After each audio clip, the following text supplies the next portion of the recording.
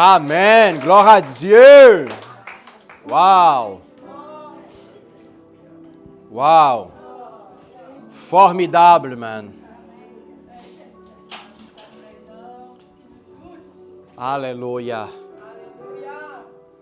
Il y a deux dimensions de sa présence. Celle-là qui est individuelle, que chaque personne pourrait la sentir, et celle-là qui est faite en groupe. C'est extraordinaire. Quand que tout le monde en même temps ressent la même chose. La même chose. Je ne sais pas, quand on vient à l'église, ou même qu'on soit à la maison, en train de louer l'Éternel, puis que nous sommes dans sa présence, qu'est-ce qui vient exactement dans notre tête? Qu'est-ce qui se passe à ton intérieur? Comment tu t'y vois? Comment tu t'y trouves? Pardon? La paix. Quand tu chantes, quand tu loues, tu ressens la paix. C'est ça qu'il faut. Parce que si je loue, si je le glorifie, puis tout ça, puis il n'y a aucune autre émotion qui soit de la paix, la joie dans sa présence, je ne sais pas quoi que nous sommes en train de chanter. C'est différent. Chanter et louer. C'est très différent. Les gens vont des spectacles où des stages sont pleins, des chanteurs reconnus, des stars, tu sais, des gens qui sont très connus par la société. Les gens vont là-bas pour chanter. Puis nous sommes ici aujourd'hui. Il n'y a personne de spécial, personne de trop important. Je parle à propos de nous dans ce sens, mais il y a quelqu'un laquelle nous sommes en train de chanter et louer. Puis je me demande la question, est-ce que la personne, l'artiste qui reçoit les chants de tous ses fans, comment que l'artiste s'y sent là-dedans? Est-ce qu'ils les reçoivent? Puis comment que Dieu s'y sent quand on loue devant sa présence? Pensez-vous que c'est le même feeling? Non, hein, Philippe? Pas en toute la même chose. C'est juste une réflexion, vite là-dessus. Pasteur, je ne comprends pas. OK, peut-être à la fin du service, tu vas la comprendre. Parce que quand on rentre, tel qu'enfant de Dieu, en état de prière, en état de louange, mettez une chose dans votre tête. Vous n'êtes plus sur la terre. Vous n'êtes plus sur la terre. Aie la conscience, Benoît, qui est embarqué dans une nouvelle dimension. Quand tu embarques dans la louange, quand tu embarques dans la dimension des prières, tout pour arriver.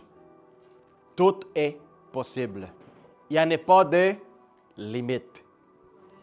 Il faut qu'on rentre des gens partant comme ça. Seigneur, je ne rentre pas dans ta présence sans que rien du tout s'y passe.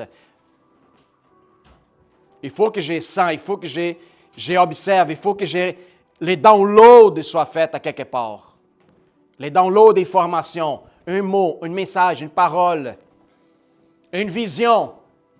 C'est ça la dimension. Si on ne ressent pas ça, on devrait se poser la question. On devrait se poser la question. Est-ce que j'ai chant seulement à Dieu? Est-ce que j'ai loue dans sa présence? Thank you, Jesus. Hallelujah. C'est un privilège énorme, puis je vous répète encore, c'est un privilège. Vous êtes des gens privilégiés. Vous êtes des gens privilégiés. Nous sommes tels que chrétiens, je pourrais dire, où est-ce que l'amour est manifesté sur la terre, laquelle la manifestation nous a été donnée pour qu'on devienne son image en amour, en présence, en conscience, en esprit, en vérité, en justice, que les gens voient que les chrétiens qui sont aujourd'hui sur la terre sont des créatures complètement différentes de tout ce qu'on connaît. J'ai vu un parti de vidéo où ils ont fait un hommage à Charlie Kirk. Puis on voyait sa femme qui était là en train de parler, en train de donner un discours là-dessus. Puis elle était très touchée quand elle a parlé à propos de la personne qui supposément a tué son mari. Elle n'a pas fait ça selon sa volonté. Il faut que les gens comprennent ça. Elle a fait qu'est-ce qu'elle devrait faire en obéissance de la parole. Qu'est-ce qu'elle a fait, pasteur? Devant des milliers de personnes qui étaient dans les stages, plus billions de personnes qui écoutaient live, qu'est-ce qu'elle faisait? Elle dit, tel comme Jésus y a fait pour ceux qui l'ont persécuté, ils ont crucifié, je pense que Charlie, il ferait la même chose pour cet jeune homme. Alors j'ai fait aussi. Je le pardonne. Je le pardonne. Puis ça, c'est la chose plus intense, plus puissante qui pourrait arriver une fois que nous sommes touchés, que nous sommes renouvelés en Jésus-Christ. C'est cette dimension de libérant pardon contraire à notre volonté. Parce que la parole est claire, il dit, ce n'est plus moi qui vis, mais c'est Jésus qui vit en moi. Si c'est Jésus qui vit en toi, alors lui pardonnerait cette personne. Il pardonnerait peut-être ton père, ta mère, ton frère, ceux qui t'ont abandonné, ceux qui te fait du mal, ceux qui t'ont abusé, ton patron, peu importe la personne. C'est à ce niveau-là, il faut que le monde connaisse qui sont les vrais serviteurs, qui sont les vrais disciples. Pasteur, les disciples ne sont pas les apôtres, non. Vous êtes possiblement les apôtres de ce nouveau temps. Vous êtes les apôtres de cette nouvelle dimension, de cette saison. Nous sommes cette personne-là qui sont à la disposition de servir et démontrer qui est véritablement Jésus-Christ, pas dehors, en nous. Amen. Alléluia. J'étais dans un groupe d'hommes hier matin pour un déjeuner.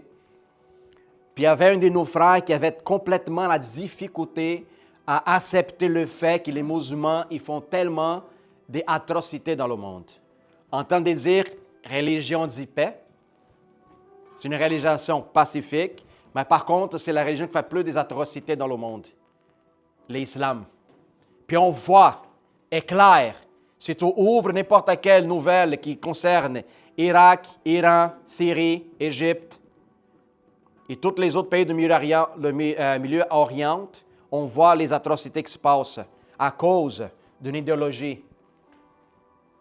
Puis cet frère-là, il avait la difficulté parce que lui, il y avait cette haine à l'intérieur envers les musulmans. Puis il y en avait un groupe de personnes qui entendent lui expliquer vraiment l'amour du Christ.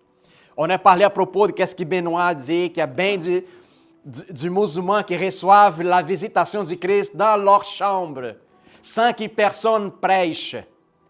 Puis là, j'ai dit, pourquoi que Jésus visite ces musulmans-là? Pensez-vous que c'est au hasard? Non, j'ai dit à lui, parce qu'il y a des chrétiens qui prient pour les musulmans. Il y a des chrétiens qui intercèdent pour les musulmans. Alors Jésus se manifeste aux autres, parce qu'il observe le cœur de ses enfants.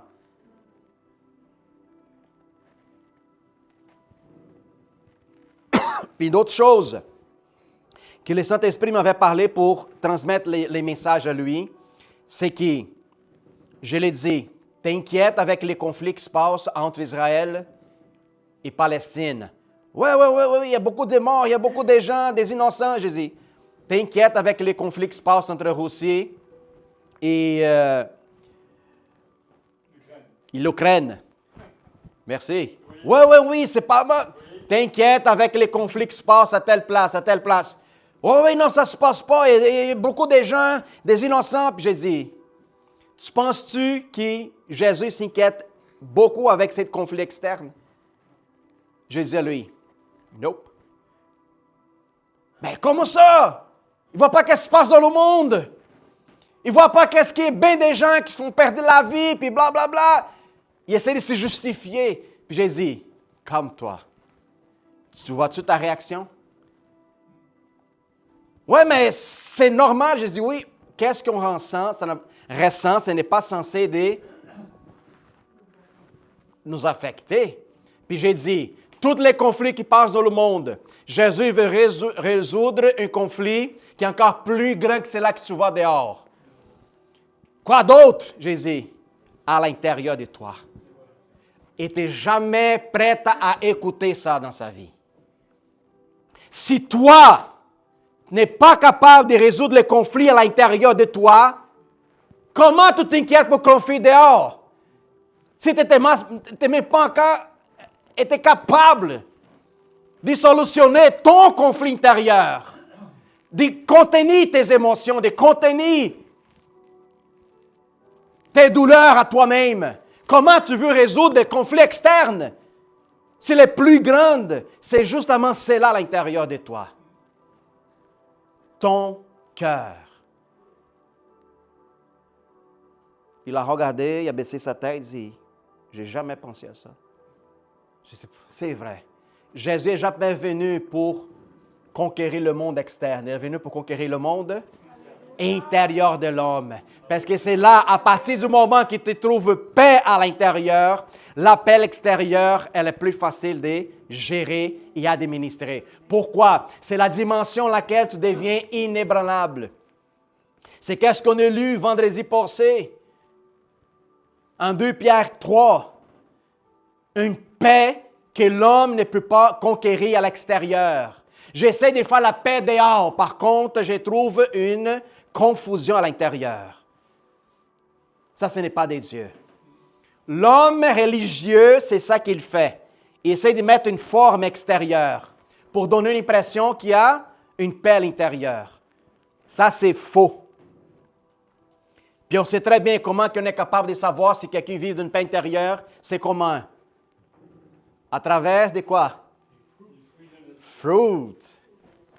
Yes!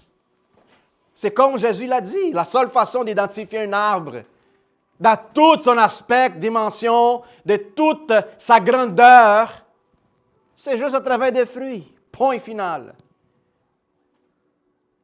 Gloire à Dieu. Amen. Merci à toute la gang et tous les frères et sœurs qui sont à l'extérieur, partout dans le monde, qui nous écoutent dans ce moment-là. Sois le bienvenu et restez avec nous autres jusqu'à la fin pour que vous puissiez être édifiés avec la parole maintenant. Puis n'oubliez pas de partager dans votre réseau social avec toute votre famille, vos amis, partout. Au nom de Jésus, sois bénis. Gloire à Dieu. Allons-y voir Marc 7, du verset 1 à 23.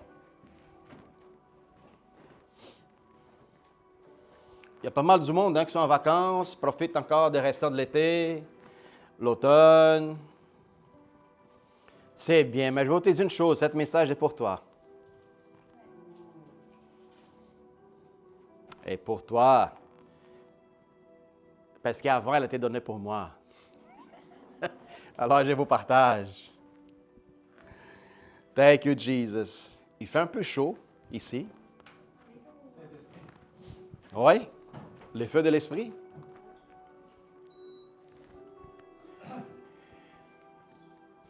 Mais pasteur, t'es brésilien, t'es toujours chaud. C'est pas ma faute. C'est pas ma faute. J'ai dit la même chose, on parlait un matin, quand les enfants étaient petits. Puis Abigail était la plus taquineuse. Les autres tranquilles, la Susanne, Abigail, puis tout ça, Abigail venait puis dérangeait tout le monde. Puis là, papa, Abigail, papa, je venais, Abigail, arrête! Puis je la chicanais, puis tout ça. Pourquoi tu déranges ta sœur? Elle venait et dit, c'est pas ma faute, j'ai né comme ça. J'ai fini comme ça. Hein? J'ai dit, oui, tu es né comme ça, mais tu ne vas pas rester de la même. Hein? Parce que Dieu transforme. Alors, je ne sais pas comment va changer mon chaleur naturelle pour d'autres choses. C'est pas ma faute, je suis brésilien là. Gloire à Dieu. Céleste, c'est vrai. Merci, Michel. T'es réveillé, toi, hein? Je ne devrais pas laisser que peu importe des aspects culturels viennent influencer ma vie. Alléluia. Gloire à Dieu. Allons-y voir. Marc 7, 1 à 23. Les pharisiens, quelques scribes venus de Jérusalem, s'assemblaient auprès de Jésus.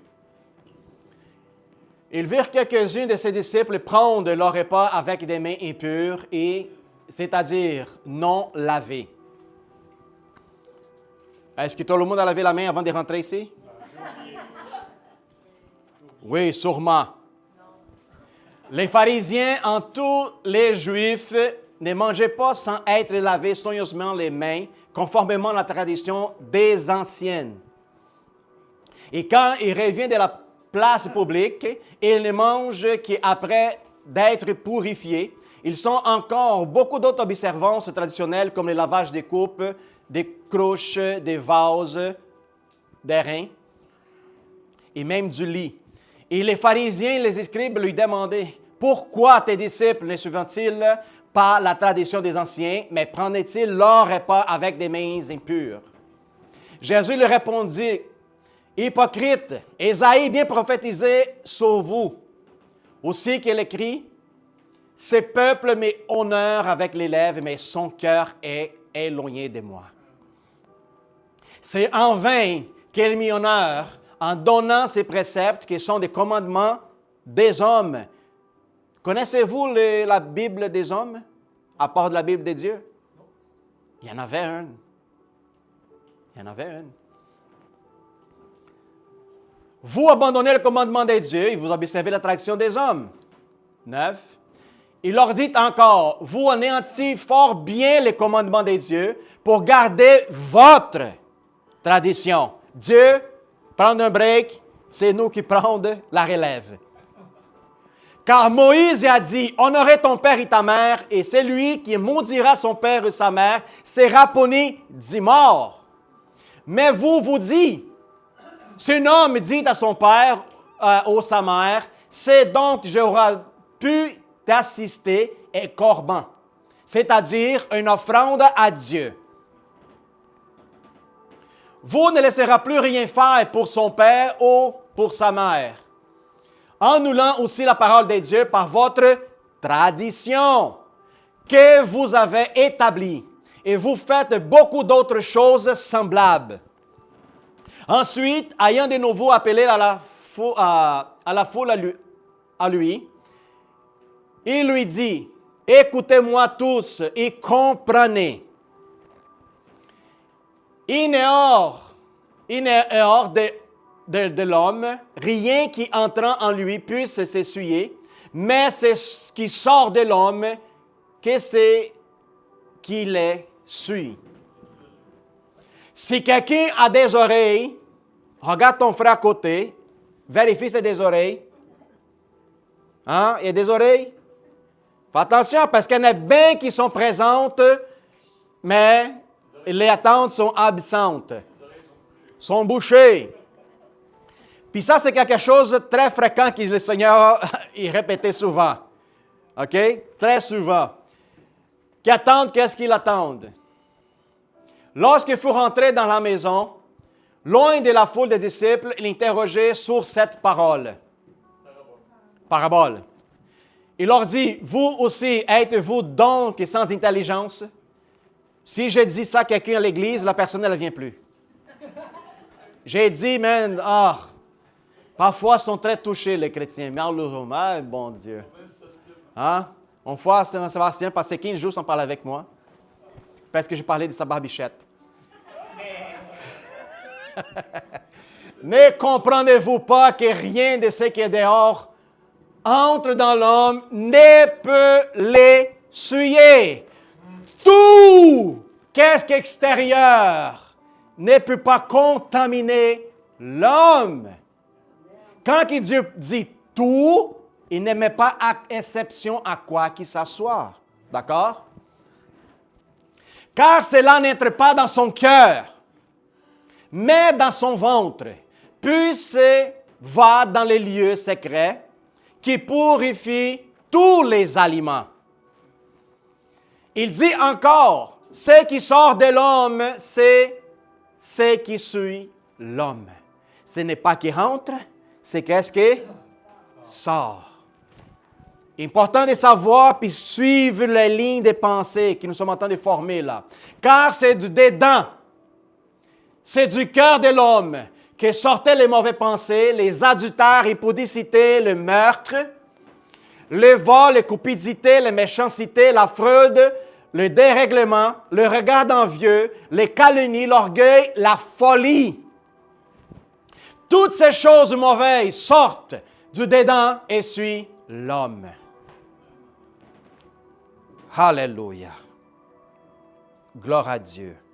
C'est fini? Oui. Père éternel, nous te louons et te glorifions, Seigneur, dans cet après-midi, que ta parole soit lancée et que soit avec puissance et force à l'intérieur de nous autres, dans notre cœur, en train de trancher complètement et diviser tout ce qui est en nous, Seigneur, à la mesure de la chair, de l'âme, de l'esprit, de notre pensée. Père, opère en nous autres une transformation pleine et convaincante.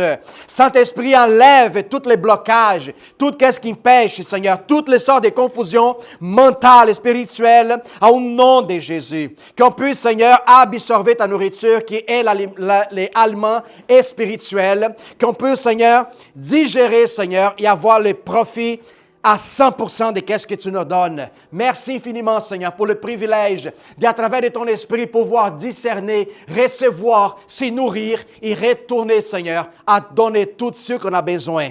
Merci infiniment, Père, au nom de Jésus. Saint-Esprit, prendre le contrôle, prendre, Seigneur, la totalité dans cette atmosphère. Change le cœur, les pensées à la direction de toi, complètement, au nom de Jésus.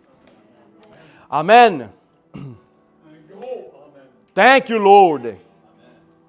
Amen. Amen. Amen. Thank you, Jesus. Wow. Make more sense. Make more sense. Mais pasteur, pas besoin de crier, Dieu n'est pas sourd. Ce n'est pas à cause de Dieu que tu dis Amen. C'est à cause de toi. Savais-tu que la force de parler, glorifier et exalter, ta foi augmente? Pasteur, c'est-tu biblique? Oui, laisse-moi vous dire. La parole de Dieu dans l'Ancien Testament parle qu'Abraham, à la force de glorifier à Dieu, sa foi était augmentée. S'il était avec la bouche fermée, non. Par contre, de glorifier, d'exalter Dieu de plus en plus, sa foi, elle expande. Parce que qu'est-ce que tu parles, qu'est-ce que tu proclames et que tu décrètes, ça rentre aussi dans tes propres oreilles à toi.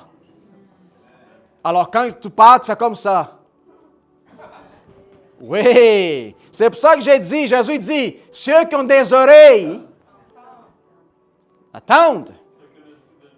Exactement. Toi qui as des oreilles physiques et des oreilles spirituelles, alors écoute, qu'est-ce que l'Esprit parle à les églises. Amen. Thank you, Jesus. Pourrez-vous dire Amen? Amen. Alléluia. Tradition versus commandement. Critique de l'hypocrite religieuse. Alors, on voit comment Jésus s'y dresse à tous ceux qui essaient d'empêcher l'homme de rentrer dans le royaume de Dieu, qui protègent les pratiques humaines utilisées dans la religion pour éviter des responsabilités. Plus que j'essaie d'introduire des rituels dans l'Église, je n'ai pas besoin de m'y mêler là-dessus. J'enlève la responsabilité sur moi. Quand les autres parlent à propos des corbans, ça va dire une offrande à donner à Dieu, fait qu'il enlève ma responsabilité de m'en occuper de mes parents, qui maintenant sont vieux, ne sont pas capables de travailler. Alors l'homme, à travers de la tradition, il recevait l'héritage du parent, puis il avait cette tradition humaine qui te dit, tu sais quoi, l'héritage, ce n'est pas à moi, alors je vais donner une offrande à Dieu. Alors tout l'héritage vient comme propriété de Dieu. Tu n'es plus obligé de s'en servir ton héritage pour donner des soins à tes parents. Mais c'est méchant ça, pasteur. C'est méchant. Tradition, ça fait qu'on quitte ton cœur sèche. Tradition, ça fait qu'on quitte ton cœur se divise. Tradition, ça fait qu'on quitte ton cœur reprendre de la nourriture d'une autre source qui ce n'est pas celle-là de Dieu. Puis malheureusement, il y a tellement de traditions dans les églises qui c'est énormément fou et incroyable. Puis la tradition, je vous dis, frères et sœurs, ça nous empêche encore d'atteindre la dimension que Dieu nous demande d'achever. Énormément. Mais on pense que les traditions, ça se résume seulement à ce qu'on voit dans les églises. Savez-vous un autre nom qu'on pourrait donner à la tradition qui empêche nous autres d'aller arriver des dimensions plus hautes avec Dieu? Savez-vous un autre nom? Connais-tu un autre nom? Un autre nom qu'on pourrait dire des traditions qui nous empêchent d'augmenter notre niveau spirituel, de toucher plus de monde alentour de nous autres. Connais-tu un autre nom? Non. Religion, c'est les aspects rituels. Tradition, c'est la religion. Il y a un autre nom. Non, péché. Oui, tout ça, oui. Mais un nom qui c'est très subtil, que je parle souvent ici à l'Église. Je ne cesse pas de parler et de vous dire. Identité là-dedans aussi. Il y a un autre nom pour les traditions qui a pu changer, qui si on ne fait pas attention, ça nous divise, ça nous empêche d'aller atteindre plus de monde, plus de nations. Couture. Culture.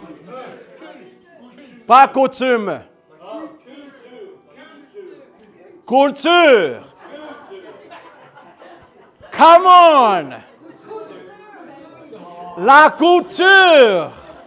Pas les coutures des linges. Culture. Couture. Attends, il faut parler avec quelqu'un qui fait la couture. C'est quoi? Culture. Alors, quand je vous dis culture, il faut que je lève les doigts. Culture.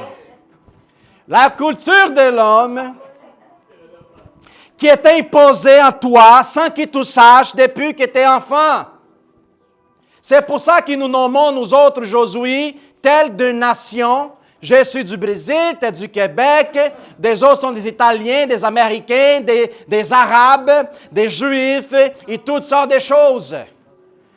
Les traditions qui, dans un autre nom, qui aujourd'hui, on voit des conflits dans le monde, qui c'est aussi un aspect culturel. Ça crée des barrières. Puis aujourd'hui, ce n'est pas les coutumes des pharisiens qui nous empêchent, mais c'est la culture humaine qui était établie par des hommes en tant de disant que nous vivons dans un monde où ce que ton pays est meilleur que le mien est meilleur que le toi. Comment je vis, la façon que je mange, que je m'habille, que tout ça, ça cause des divisions. Ça nous empêche d'aller plus loin, d'observer mon frère puis l'autre personne tel qu'un être humain. Plutôt, quand je me référer aux États-Unis, je ne dis pas mes frères, je dis les Américains. Quand je parlais, le Québécois, quand il parle avec les Canadiens, dit les anglophones canadiens. Sont-tu Canadiens? Oui, toi aussi. On se pose la question. Les Africains, l'Afrique qui est divisée en plusieurs pays. Puis dans chaque pays, il y a au moins une dizaine de dialectes. Puis les autres s'identifient dans même. Mais pasteur, c'est beau la couture. Par la chair. Parce que la chair aime être différent. Par contre, l'homme est spirituel, il n'y en a pas de différence. Pourquoi? Parce que nous sommes venus de la même source. C'est quoi? C'est la couleur de ta peau qui est différente de l'autre, qui était plus important. Ça, c'est l'aspect culturel. En pensant que les gens en bas du méridien, mais moins important, qui c'est là au-dessus de l'équateur. Ça va dire l'Amérique du Nord et l'Europe est plus important que les gens de l'Amérique du Sud et continent africain. Alors, on voit qu'aujourd'hui, il y a un autre nom que je pourrais vous montrer, puis c'est une réalité dans le monde dans lequel nous vivons, puis ça se passe encore aujourd'hui dans les églises. Malheureusement, puis Jésus, il a ramené ça à la surface, en temps de nous empêcher, en temps de nous exhorter pour qu'on réalise qui véritablement nous sommes devant toute cette situation qui nous empêche d'avoir une relation, pas seulement à l'aspect humain, tel qu'être humain, mais aussi spirituel devant sa présence. Les disciples, en temps de manger, est considérés des gens impurs, juste l'aspect de ne pas laver les mains, s'y préparer, faire de la hygiénisation adéquate. Alors, ils sont vus comme impurs, ne pas dignes. Souvenez-vous, en 2021-22, quand chaque ambiance qui vous avait rentré,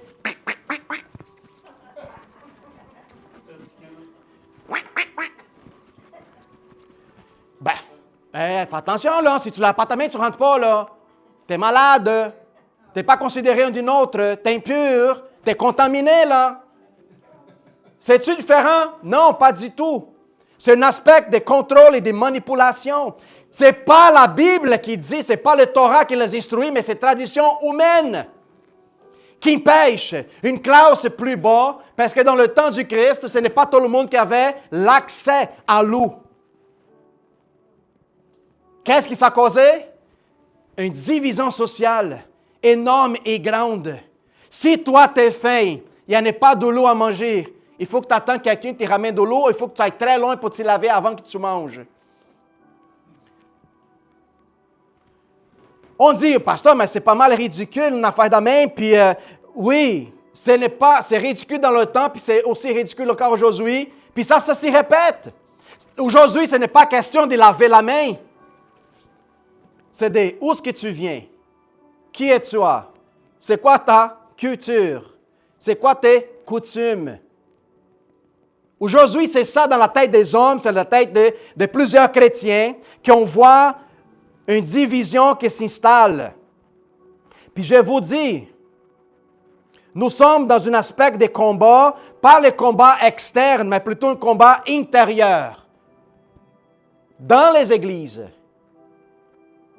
Qui cause des divisions, à cause des niaisages, des petits détails qui, malheureusement, il n'y a aucune importance.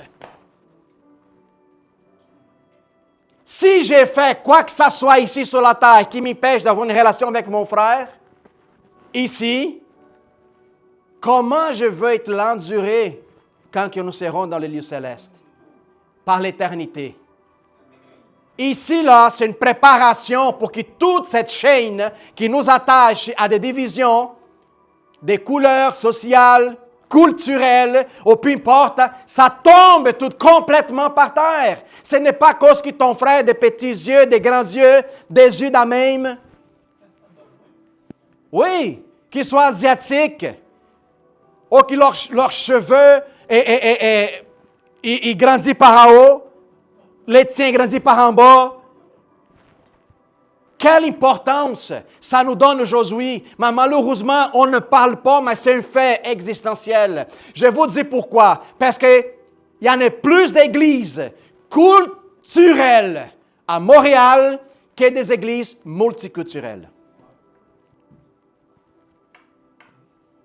Oui. C'est triste. Il y a bien des Québécois qui ont besoin d'avoir accès. Mais quand ils rentrent là-dedans, tout le monde est pareil. Pourquoi? Parce que c'est la culture qui domine l'ambiance. Mais pour que tu fasses partie de nous autres, il faut que tu commences à bien comme nous. Il faut que tu manges comme nous. Il faut que tu aies les mêmes coutumes comme nous autres. Pourquoi? Parce que si je ne fais pas, je ne suis pas capable de m'identifier. Puis ça, c'est triste. Ça, c'est malheur. Puis ce n'est pas différent de ce qui se passait auparavant. Puis je parle dans toutes les coutures, mon frère et soeur. Qu'elles soient québécoises, africaines, brésiliennes, hispaniques, qu'elles soient européennes, qu'elles soient russes, peu importe le nom qu'on donne. Quand je rentre dans une église, qui je m'en fous, c'est quoi le titre là-dessus qui s'est écrit à dehors, il faut que quand je rentre, je m'y sens chez moi. Parce que nous possédons le même esprit. Je ne veux pas que les gens me regardent entrer, me regardent de la tête aux pieds, et me disent, t'es pas d'un autre. What the heck? What the heck? On devait se poser cette question. Puis Jésus va à l'extrémité, à toutes ces choses que l'homme crie, de plus en plus de divisions. On voit des chrétiens qui ne se sentent pas bien, tels que chrétiens, qu'est-ce qu'ils font? Retournent à la tradition juive pour s'identifier comme juif, en pensant que l'apparence juive va donner plus d'intimité envers Dieu. Des gens qui étaient complètement dans la boue, reçoivent la liberté, vivent une plénitude grande et énorme, mais ils voient un rituel qui est donné à certains endroits, puis ils se disent, oh, peut-être laisse-moi checker ce rituel. Wow, regarde comment ils s'habillent, regarde comment ils traînent les objets, regarde comme ils font tout en ligne, regarde comme c'est, oh mon Dieu, c'est très organisé, c'est le bout ça. Laisse-moi rentrer là-dedans, pourquoi? Ça va me donner une apparence, un aspect plus. Je vous dis là, à la fin des temps, on va en voir de plus en plus. Des gens qui sortent de la liberté, ils sont dehors de la cage, ils vont ouvrir la porte, ils vont rentrer, ils vont fermer, puis ils vont jeter la clé dehors. Qu'est-ce que tu fais, mon frère? Je me sens bien ici. Enfermé, entouré, limité. Oui.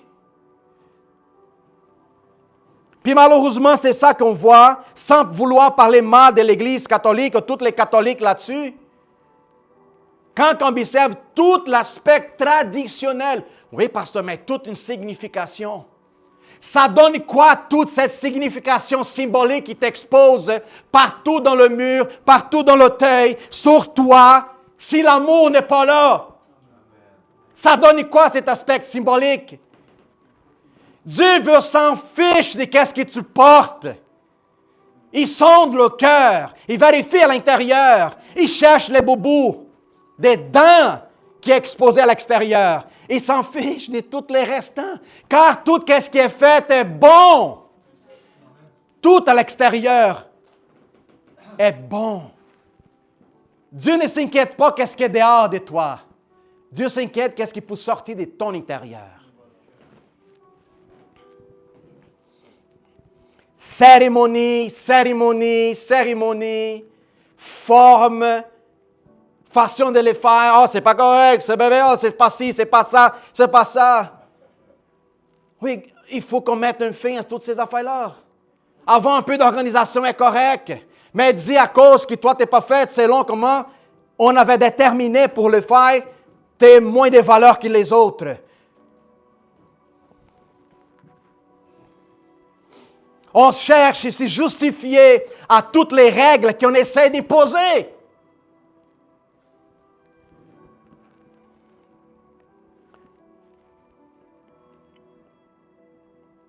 Thank you, Jesus. Est-ce que vous comprenez qu'est-ce que je suis en train de parler? Oui? C'est simple ou c'est difficile de comprendre? Quand vous allez faire un essai d'aller dans une autre église, vous savez très bien, ici on n'empêche pas ici les gens d'aller visiter. Pas en tout. Pasteur, je peux visiter une autre église. Tu devrais visiter une autre église. Parce que si l'autre église, ils sont des aveugles, tu vas devenir lumière dans leur vie. Il y a deux choses qui pourraient arriver. Tu vas arriver et tu vas les allumer, ils vont aimer toi comme jamais expérimenté. Ou d'autres choses. Tu vas rentrer comme lumière et les autres ils vont te crucifier. Oh, tu te dis, waouh, ça se passait avec moi au Brésil. Quand tu rapportes un message de libération, ceux qui sont captifs dans leur propre Église n'aiment pas ça, ton message. Quand tu dis, pas besoin de tout ça, frère et sœur, ben de quoi tu parles? On a fait des efforts pour bâtir notre empire. On a fait des efforts pour bâtir notre façon de les faire. Wow! Ou tu vas devenir un point de lumière de libération, ou tu vas devenir, comme Jésus, une pierre d'échappement. C'est clair. L'accent du verset 15, qui c'est la forme de base de la prédication. Il n'existe rien à l'extérieur de l'homme entrant lui qui puisse l'essuyer, mais ce qui sort de l'homme, voilà ce qui l'essuie.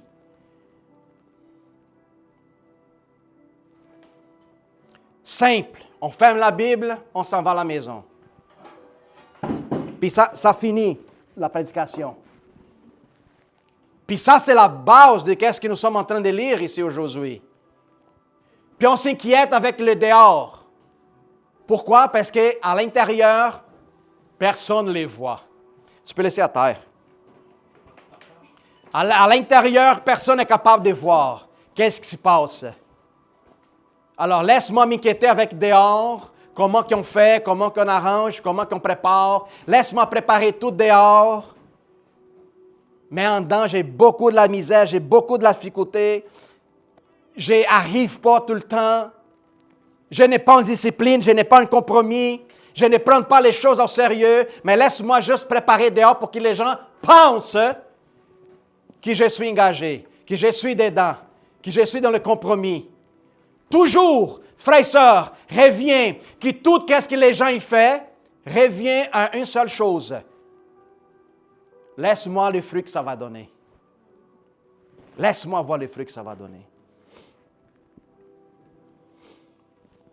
Comme Marie-Léna. Gloire à Dieu.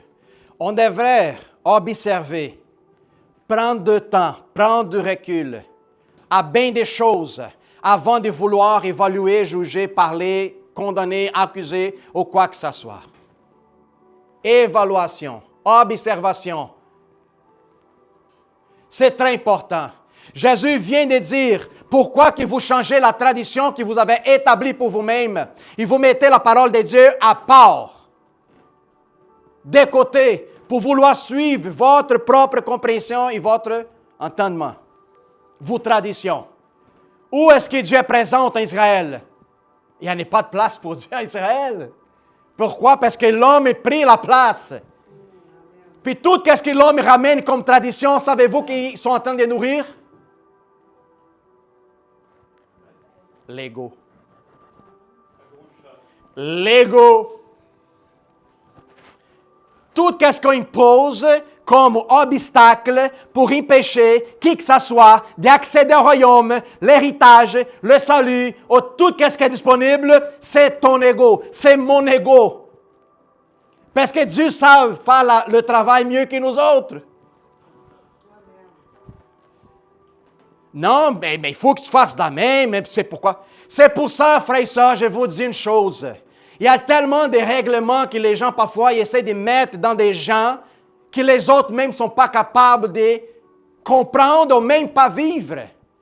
Moi, j'ai une compréhension claire. Avant, je vous dis, j'ai déjà témoigné, je vivais pendant 10 ans dans un aspect religieux. En train de vouloir faire la même chose que les gens faisaient dehors. Parce que j'ai trouvé un aspect physique, une forme, une tradition très belle.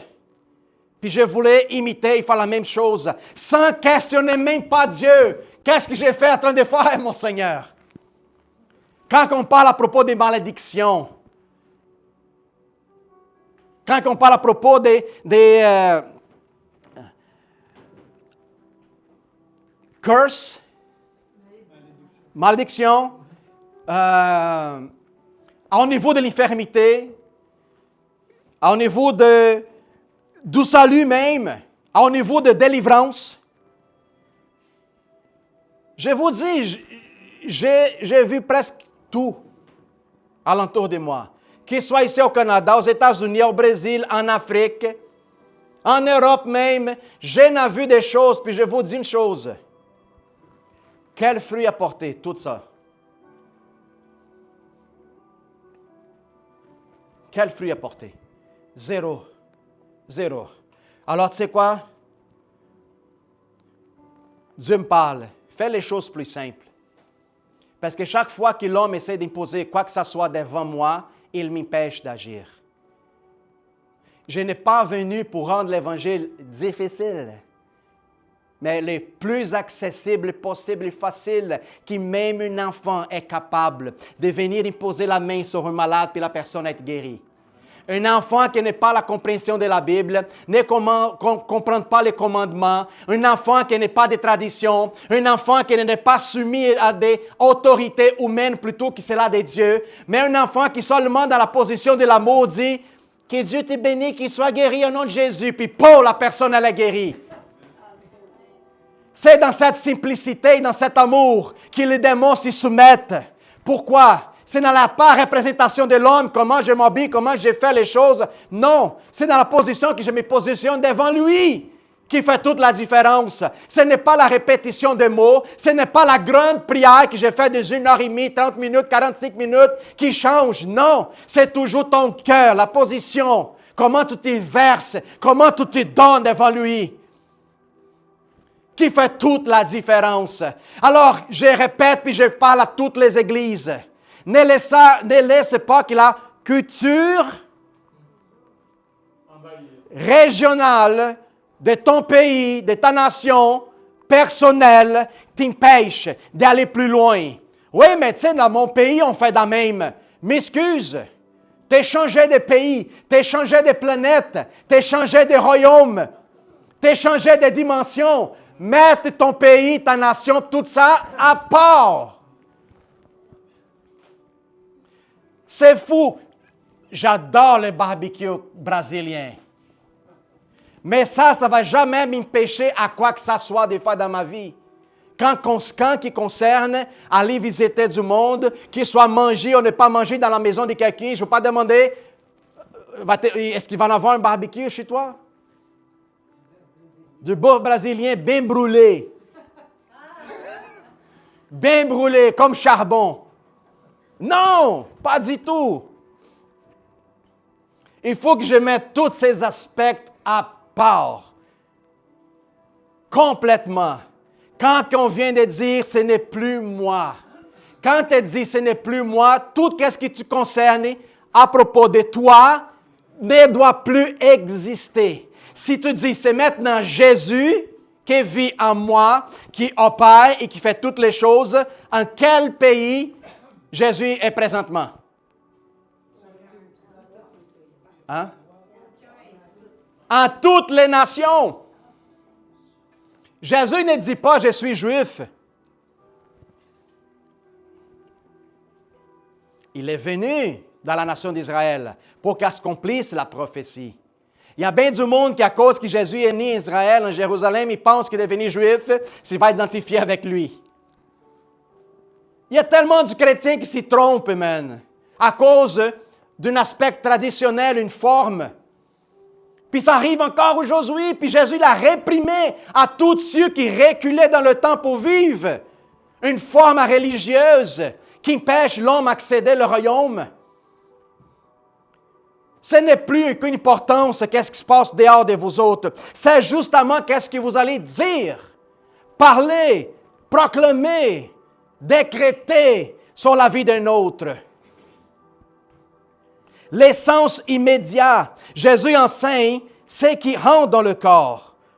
La nourriture, l'eau, les rites religieux ne rendent pas l'homme moralement, rendent l'homme en fait, c'est pas ça qui donne la impureté dans l'aspect humain. Par contre, ce qui sort de nous autres, c'est les pensées, les paroles, les actes, révèlent le produit réellement de l'impurité. La plupart des gens qui sont même... Écoute, quand on parle et quand on prêche, on n'est pas concerné les gens dans le monde. Parce qu'ils vivent dans leur ignorance, ils vivent dans la ténèbre. Nous sommes en train de parler des enfants qui ont besoin d'être éclairés au niveau de pensée. Il y a bien des chrétiens qui, malheureusement, continuent à vivre un aspect de difficulté dans leur vie chrétienne parce qu'ils pensent que c'est la partie extérieure qu'il faut changer avant qu'elle commence à se sentir bien. Puis là vient la question, prie pour moi pour que ça se passe, pour que ça arrive. Frères et sœurs, il y a tellement de choses avant que nous devons faire avant que la prière commence à produire leur effet. C'est quoi, pasteur? Transformation d'intelligence. Renouvellement. C'est comme tu prends les disques durs du monde, tu sors puis tu mets un nouveau disque dur. Zéro. Avec l'espace limité, parce que tu vas recevoir une formation, pas du monde, mais une formation divine. Puis je vais vous dire une chose, quand je commence à comprendre que l'aspect de mes problèmes à moi ne vient pas de dehors, mais plutôt de mon intérieur, qu'il faut que je change, c'est ma bataille que je devais vivre, confronter et la vaincre. Mais pasteur, c'est difficile. Je dis, oui, par tes forces, c'est difficile. Mais par ses forces, lui, est possible. Nous tous, nous avons notre bataille. Nous tous, nous avons notre difficulté. Nous tous, nous avons des murailles à sauter par-dessus. Nous avons des murs à briser, à casser, de donner des coups de marteau, de toutes sortes de choses. Nous avons nos épreuves. De certains différents de l'autre, mais nous avons tous. Pourquoi? Parce que Dieu nous avait fait différents, chacun une histoire différente. Chacun avec une histoire différente. Puis la fin de notre histoire, ça devrait être matché tout pareil. Même si mon histoire est différente de Benoît, ça va être différent de Jean-Sébastien, de Vincent, de Philippe, de Nadir. Notre histoire est tout différente. Mais savez-tu une chose? Avec la même fin. La même fin. Une finale de victoire. Où ce qui seulement lui est digne de recevoir toute la gloire. Benoît va glorifier à travers son histoire. Philippe, moi, Joseph, Lisa, Paula, Nadir, Patricia. L'histoire différente. Des témoignages différents. Par contre, la même fin. Gloire à l'Éternel.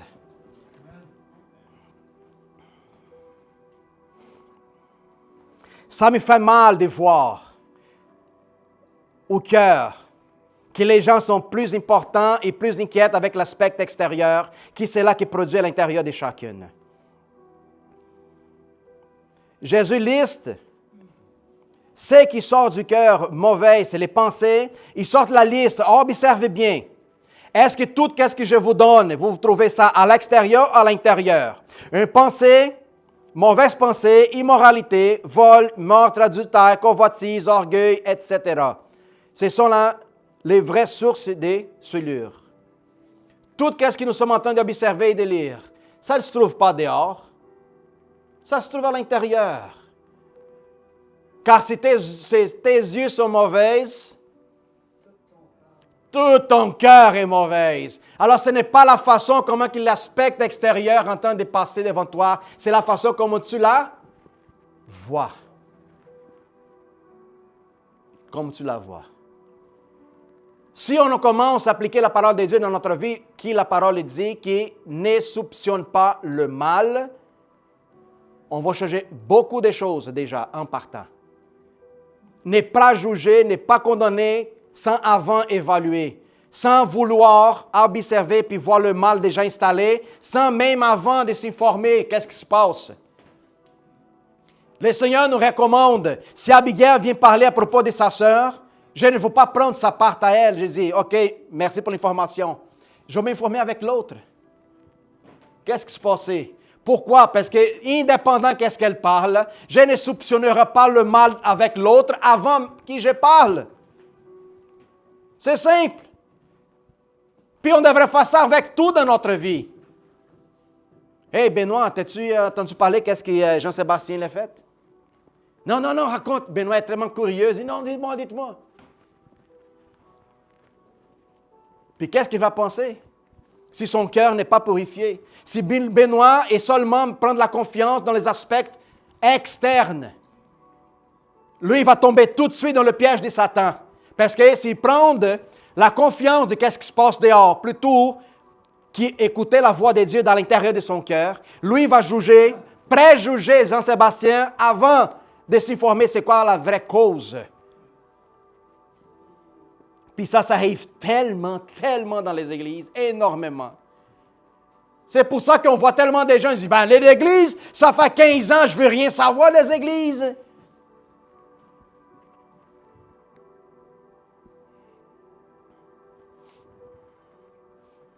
Je ne sais pas combien les chiffres qu'on pourrait compter des chrétiens qui ne vont plus à l'église seulement pour suivre et accompagner les églises par écran.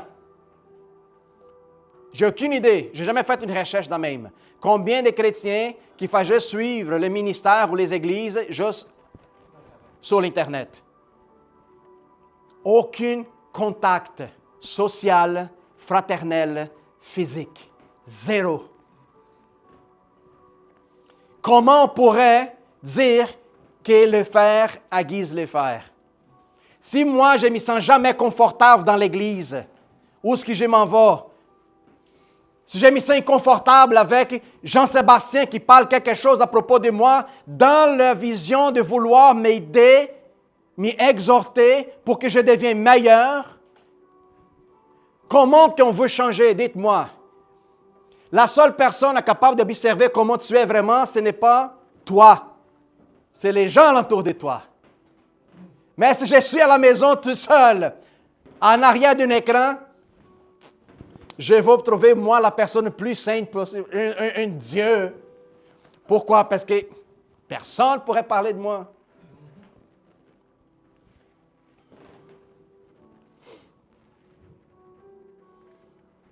Puis malheureusement, l'aspect des traditions ramène beaucoup de chrétiens à l'extérieur du lieu d'écoute, au lieu d'adoration, au lieu de fraternité, de communion.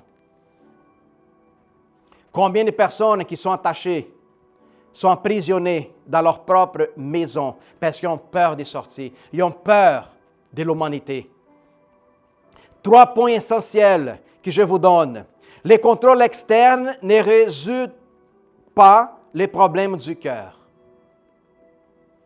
Les contrôles externes ne résoudent pas les problèmes du cœur. Le cœur est la source des actes.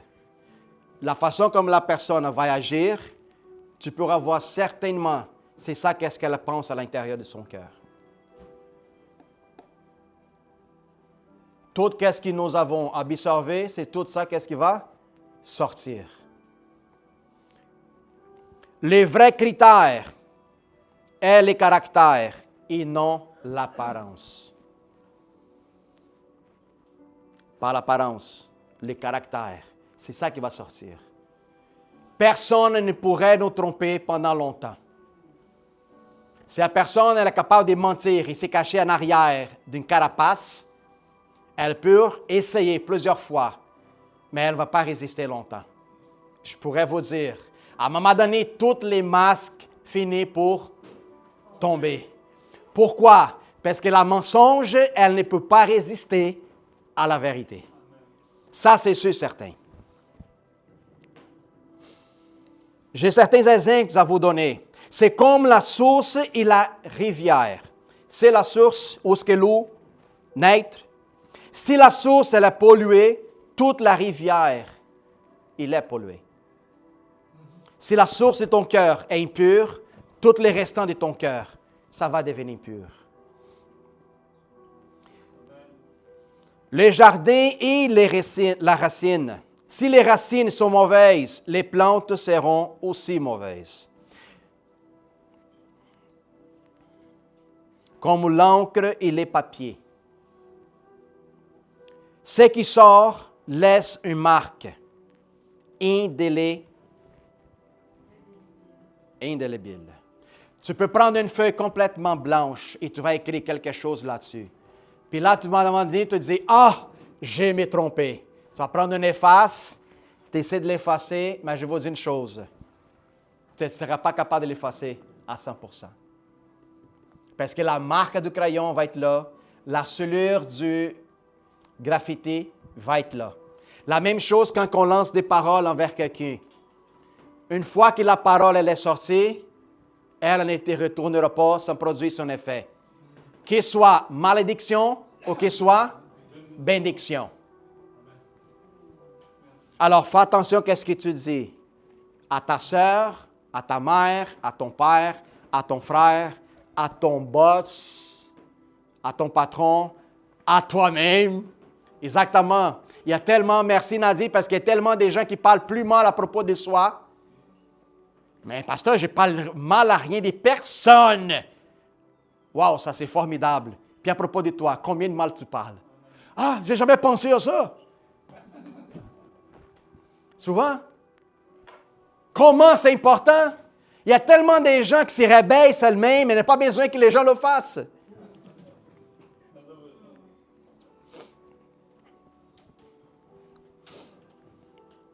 Alors, nous sommes en train de vivre un aspect complètement différent qu'est-ce que la plupart des églises sont en train d'enseigner, en train de donner comme information. On oublie qui nous sommes. Pourquoi? Parce qu'on laisse notre couture prendre place au lieu de la réalité de notre ADN en Jésus-Christ, au lieu de l'image de Christ en nous autres. Quand je vous encourage à parler à l'extérieur, quand vous allez trouver du monde, puis dis, fais un défi toi-même. Quel défi, pasteur? Parle comme Jésus a parlé. C'est pas pour niaiser, là. C'est pas pour faire de joke. C'est pour montrer aux gens que vous avez compris l'information de qui vous êtes maintenant. J'ai déjà fait ça, puis la réaction de la personne est comme, elle est perdue, elle se sent. Hey, j'aime ça ton accent, tu viens d'où?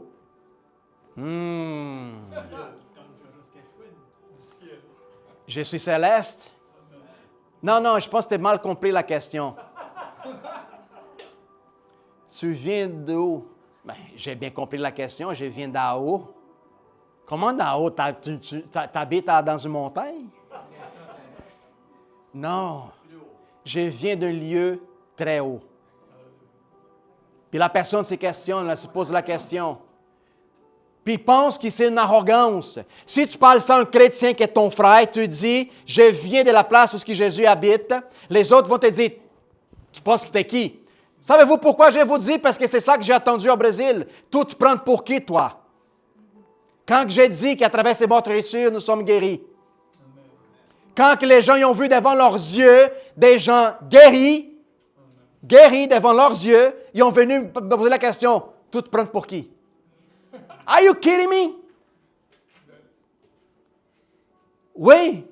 Lancer des pierres, pas dehors, dans l'église.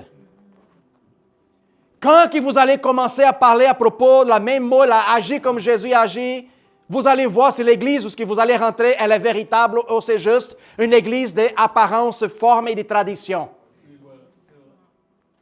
Je ne dis pas pour que vous êtes en train d'offendre les autres, parce que les autres aussi sont manipulés pour quelqu'un qui est devant une place en train de prêcher quelque chose qui n'est pas le royaume de Dieu, mais plutôt son royaume à lui-même. Soyons attentifs, frères et sœurs. Pourquoi? Qu'est-ce que je suis en train de vous donner comme information et vous avertir? Il va paraître de plus en plus que le temps avance, plus qu'on va voir que les hommes seront attirés plutôt pour des formes que par l'esprit. Parce que la forme, ça donne une apparence de beauté, une apparence de sainteté, une apparence de que je suis meilleur. C'est triste cette réalité, mais je vous dis parce que j'observe, je fais des recherches, je vois ailleurs. Faites une petite promenade et vous allez voir. Puis ne soyez pas étonnés par des ministères qui de tout à coup n'ont aucune préparation ou whatever. Tout à coup, vous écoutez une explosion des événements qui arrivent à telle place. Qu'il soit à Montréal, qu'il soit à un autre État, qu'il soit dans un autre pays. Hey, vous avez entendu une réveil qui se passe à telle place, blablabla. Bla, bla, bla. Wow, intéressant, merveilleux. Puis, comment puis? T'as pas vu? Oui. La Bible me dit qu'il va y avoir beaucoup de vagues. Puis savez-vous qu'est-ce que ça cause des vagues? Hein? Des naufrages. Non, des vagues qui attirent des curieux. Des vagues qui attirent les gens qui cherchent une allumette. Les gens des sensationnalistes. Les gens qui vont après un événement qui tire l'attention. Je vais être participant. Puis le problème, savez-vous, c'est quoi? Puis quand la vague passe, qu'est-ce qui arrive? Le feu s'éteint, la foi, elle mord, puis la personne, elle dit, « Ah, j'ai pensé que c'était vrai. » Pourquoi? Parce qu'elle donnait plus de préférence à la forme de la vague plutôt que l'océan qui est stable. On parle souvent, puis Lisa parle toujours ici, à propos de...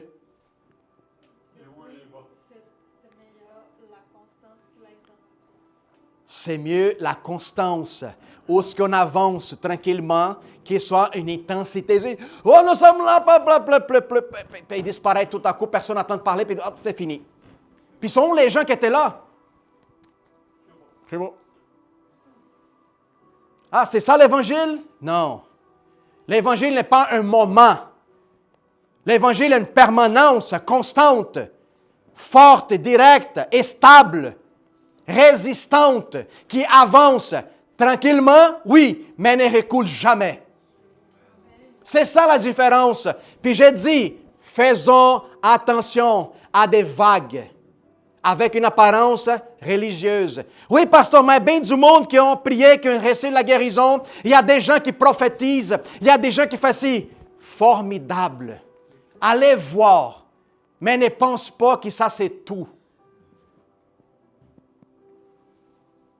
Parce que, toujours, quand une vague vient, on observe toujours, quoi, Benoît? Les fruits. Il y a une dizaine, il y a une centaine, il y a des mille personnes qui ont venu voir. Sont où cette centaine et milliers de personnes qui ont venu voir?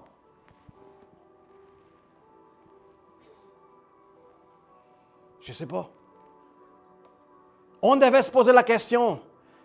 Est-ce que cet impact produit une telle façon dans le cœur de la personne intérieure, pas dehors, intérieure, qu'aujourd'hui elle est ancrée? Et personne ne pourra la changer. Elle pourra voir même dans sa chambre, dans la toilette, dans sa voiture, une expérience avec Dieu tellement intense qu'elle devient tellement ancrée dans le Saint-Esprit, beaucoup plus que ce qu'on pourrait imaginer dans de plusieurs places où il y a bien du monde. Pourquoi? Parce qu'elle a décidé de donner son cœur, d'ouvrir son cœur complètement.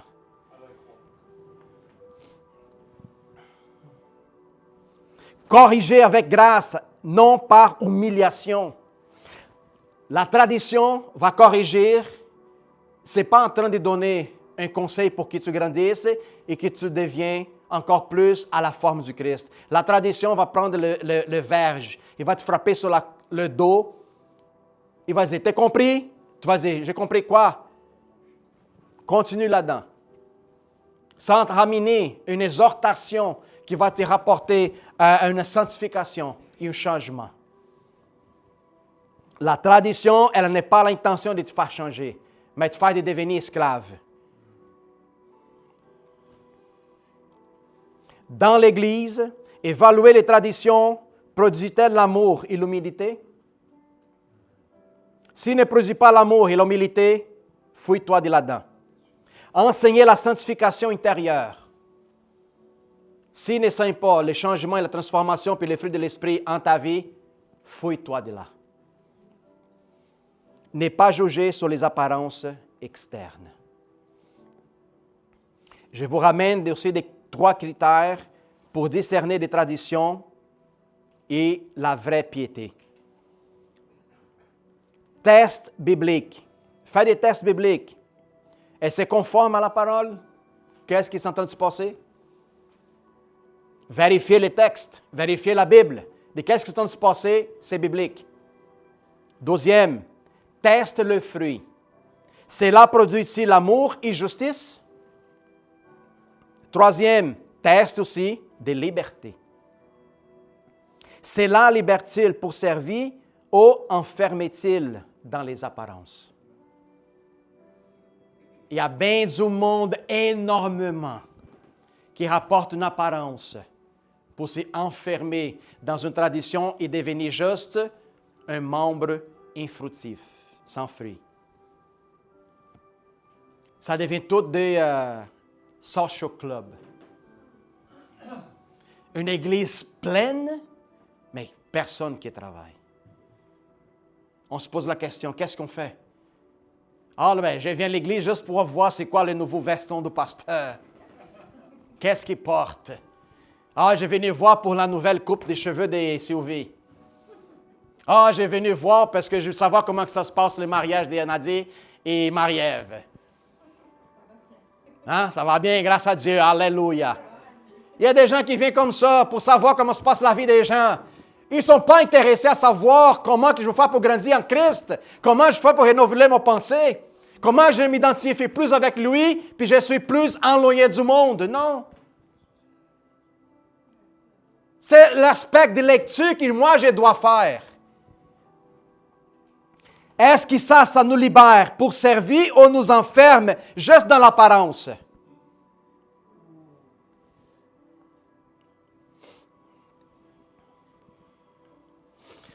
J'ai une question pour vous autres. Quelle tradition dans votre vie aujourd'hui vous empêche d'obéir pleinement à Dieu? Quel aspect de votre vie, de votre culture vous empêche de servir complètement à Dieu? Oui, mais mes parents ils faisaient de même. Je m'en fous de tes parents. Oui, mais tu sais, à l'école, j'ai appris comme ça. Je m'en fous de ton école. Oui, mais dans le pays où j'ai grandi, je m'en fiche de ton pays. Vous voyez que les gens ont l'habitude de mettre toujours quelque chose qui empêche, un blocage, un empêchement. Oui, mais. Je veux savoir si on va faire devant le trône de Dieu et mais Seigneur, mais. Ça n'existe pas. Ça n'existe pas devant Dieu. Le mais, il va demander sont les talents que j'ai mis dans tes mains. Tu vas dire quoi? Mais. Quelle parole révèle l'état de mon cœur? Quelle parole? On va le savoir à partir du moment que tu vas parler. On va savoir exactement. Seigneur, quelle source intérieure dois-tu purifier en moi? C'est une des choses des prières que je fais souvent. Je conduis, je passe une heure, environ 45 minutes, 1h30 parfois dans le trafic. Je parle au Saint-Esprit. Je dis, trouve en moi la même prière que David a faite. Je la répète à chaque jour. Trouve en moi. Sonde-moi. Mon cœur, que tu n'en trouves des choses impures, des contaminants, que tu peux enlever pour que je ne pêche pas contre toi. Trouve-moi, expose dans ma vie. Ne me laisse pas, n'éloigne-toi pas de moi. Enlève ma vie si possible, mais ne sors pas de moi. Enlève ma vie. S'il y a quelque chose que je peux commettre devant ta présence, enlève ma vie, mais je ne veux plus pécher. Je ne veux pas commettre. Je ne veux plus entrister. Je sais que peut-être je vais commettre des erreurs, crier avec quelqu'un, parler pour tout ça. Mais je demande à chaque instant. Pourquoi? Parce que je me rappelle qui je suis. Je me mets dans la position des serviteurs. Quatrième question. Quelle action concrète puis-je entreprendre cette semaine? Quelle action Confession, pardon, au service. Vous avez de qui à pardonner? Vous avez acquis à s'y confesser? Ou est-ce que vous avez quelque chose à servir dans le corps du Christ? C'est important que moi, tel que chrétien, frère et sœur, écoute-moi. C'est important que moi, tel que chrétien, il faut que j'aie quelque chose entre mes mains à montrer, à exposer, à donner, à justifier. Philippe s'en va dans une autre église, les gens ne le connaissent pas. C'est qui toi? Ben, je suis même de l'église Jésus ADN. Je suis là, ça fait 2 ans. C'est une église formidable, merveilleuse. Puis là, les gars perguntent, qu'est-ce que tu fais là-bas? Ben, j'échauffe la chaise. Hein, Philippe? Belle réponse. Je sais un autre qui chauffe des chaises. Regarde la différence. Tu viens, tu es un enfant de Dieu, tu connais ton identité, tu sais qui tu es. Hey, bonjour, t'es qui? Je suis Philippe. Philippe de où? Jésus ADN.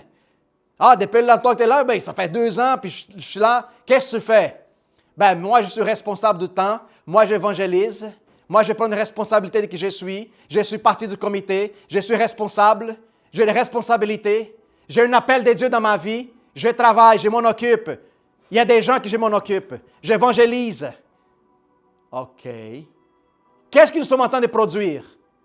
Mon aspect naturel de tel enfant de Dieu, la façon comment je parle, je mets l'autre à la compromis. C'est ça que la lumière fait. Ma façon de vivre et de travailler va exposer cela qui ne fait rien du tout.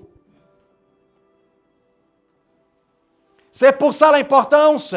Qu'est-ce que je fais tel que chrétien? Le talent, ils sont là devant vous, entre vous-mêmes. Je ne peux pas faire le talent de Patricia, je ne peux pas faire le talent de Sylvie. Non, c'est vous de s'en servir de vos talents. Au soit vous appliquez pour que le talent grandisse, au soit vous autres prenez le talent et vous allez enterrer. Parce que vous avez peur, parce que nous sommes génies. C'est ça la différence. La tradition enterre les talents. L'esprit multiplie les talents. C'est ça la différence. Conclusion. Le texte de Marc nous appelle à une spiritualité centrée sur le cœur, pas sur les dimensions externes. Les rites et les traditions prises isolément ne savent ni purifient, ne sauvent et ni purifient. La vraie transformation vient lorsque le Saint-Esprit renouvelle notre cœur. Les chrétiens doivent donc veiller à la source intérieure afin que le fleuve de ses paroles et de ses actes porte de fruits vivants.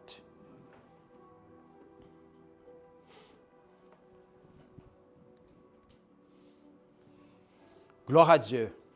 Puis moi, je fais d'une telle façon. J'ai fait mon travail, j'ai fait qu'est-ce que j'ai fait, j'essaie de faire des meilleurs. Pas à travers de mes forces, pas à travers de mes capacités. Pourquoi? Mais tel qu'enfant, je ne me trouvais pas capable jamais d'être si présente. Jamais. Mais le travail est fait, le travail était donné. On va partir en voyage. On a parlé aujourd'hui aux filles. Puis tu sais quoi? Si on part en voyage et on ne revient plus, qu'est-ce qui arrive? Hein? Les filles nous disent, arrête de parler avec ça, là. C'est une réalité présente. C'est une réalité présente. Si moi, je ne décide pas, aujourd'hui, à prendre une décision qui concerne ma vie chrétienne par rapport à Dieu, pour que je puisse changer mon intérieur complètement, que je suis capable de conquérir l'homme intérieur, que je puisse avoir le domaine de soi dans une condition pleine et totale et absolue, où ce que personne à l'extérieur est capable de m'ébranler, où ce que je ne suis pas un chrétien faible, émotionnel, sentimental, Mais je découvre ma réalité dans ce monde perdu, que je suis lumière, je suis sel. Je ne recule pas, plutôt j'avance le royaume. Je veux être capable de me battre contre la difficulté du monde. Pourquoi? Parce que j'ai trouvé la paix intérieure. Si je suis ici aujourd'hui, peu importe. Si je suis ailleurs demain, peu importe. Si je suis vivant aujourd'hui, good. Si je ne serai pas là demain, good pareil.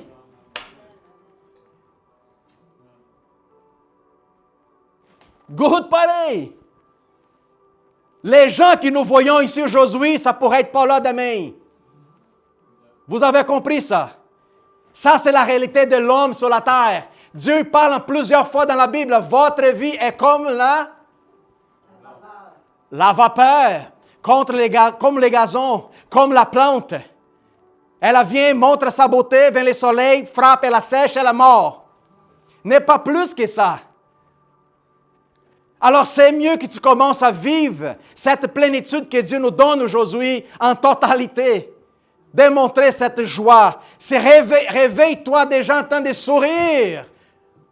En glorifiant, en remerciant Dieu pour la journée qui est devant toi. Une opportunité nouvelle en disant aujourd'hui est une journée de miracles. L'exemple que Benoît vient de donner, c'est qu'est-ce que je pourrais vous conseiller la même chose. Un grand nuit à côté de l'autre, puis là tu vas parler un niaisage, puis hop! Pourquoi? Parce que ce n'est pas qu'est-ce que tu reçois, c'est qu'est-ce que tu donnes qui est dangereux. Est dangereux. On demandait à Soussou et à Abigail, si Jésus revient demain, est-ce qu'on monte? Hein? C'est une bonne question. Une bonne question. Pourquoi l'homme ne savent pas le temps et l'heure? Ouais, mais il faut qu'on observe bien des choses. OK, il faut qu'on observe bien des choses. Mais bien des choses qui se passent dans le monde qui ne sont pas au courant. Sans importance.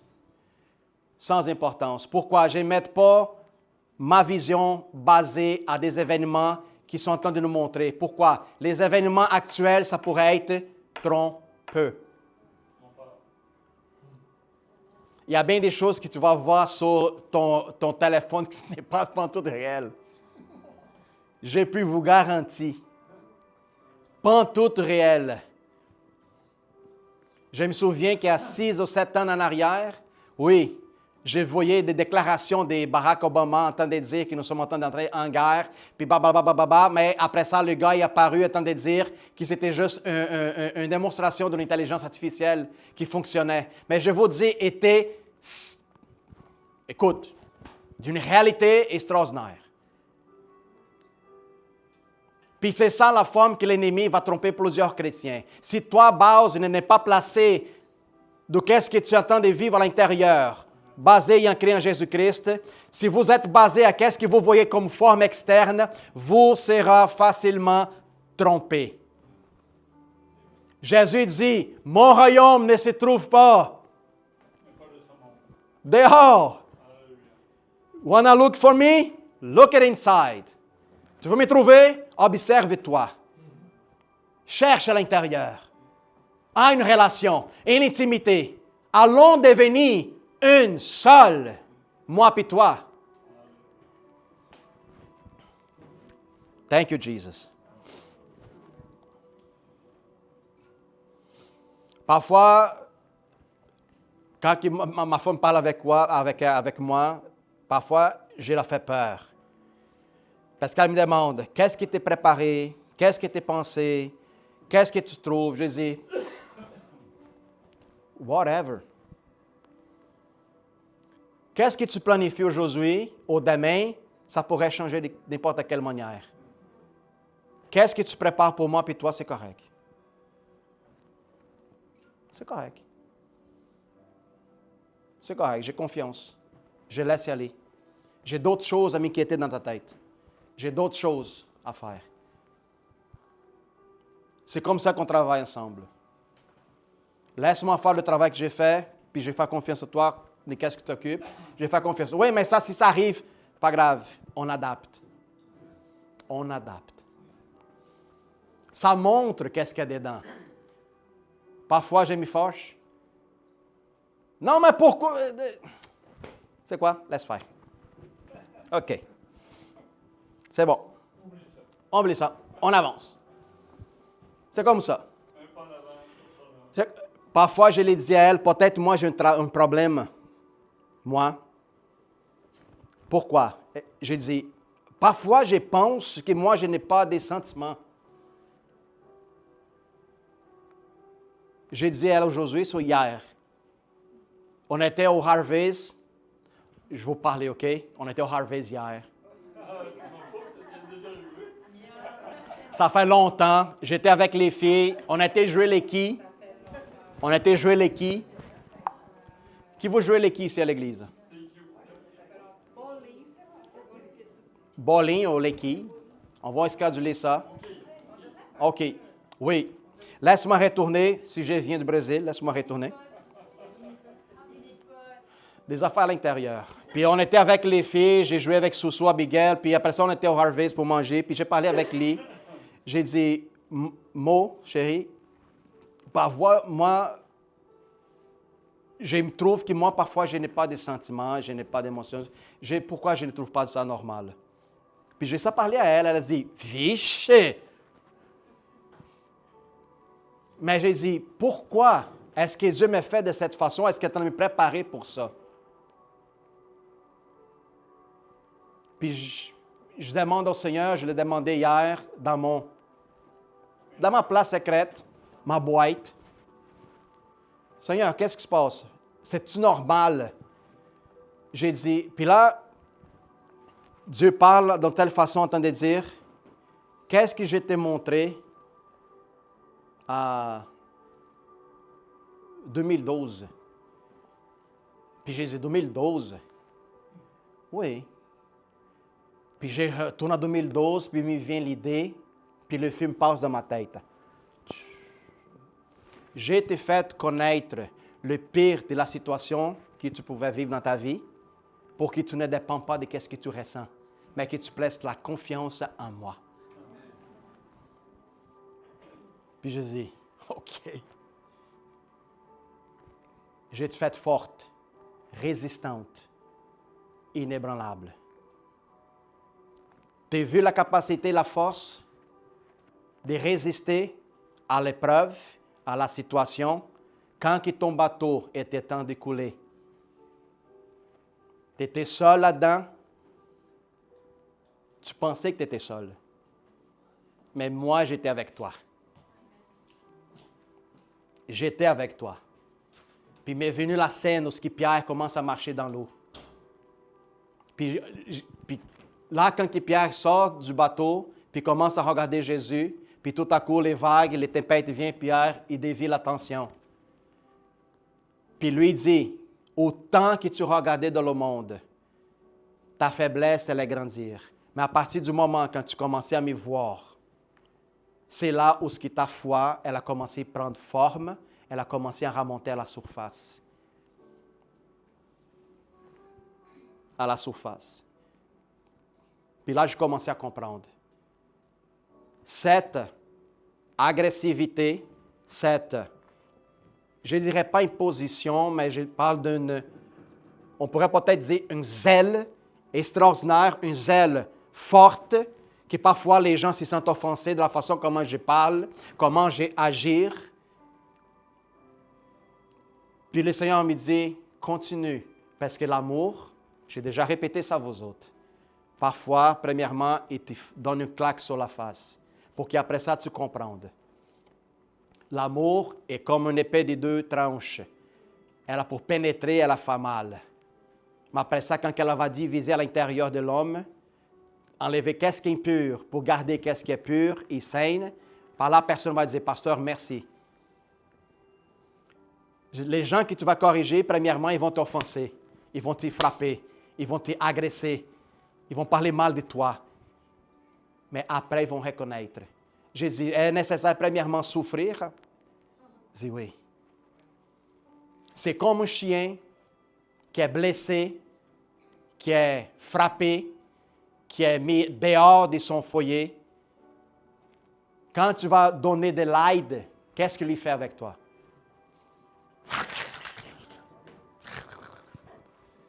Hein? Un animal qui était autant battu, puis là, tu te présentes pour l'aider, pour le sauver, qu'est-ce qu'il fait? Il va t'agresser, il va te mordre. Oui. Il ne comprend pas qu'est-ce que tu fais. Il pense que tu vas faire la même chose. Puis Dieu parle la même chose. Les gens qui vont venir, premièrement, ils vont te frapper. Premièrement, ils vont te mordre. Mais après ça, ils vont comprendre. Parce qu'ils ont fait la même chose avec mon fils.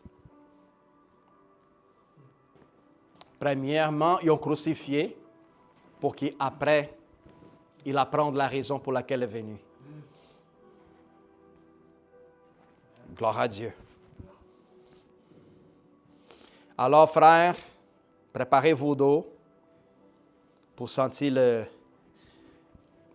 la lourdeur quand il va frapper. Gloire à Dieu.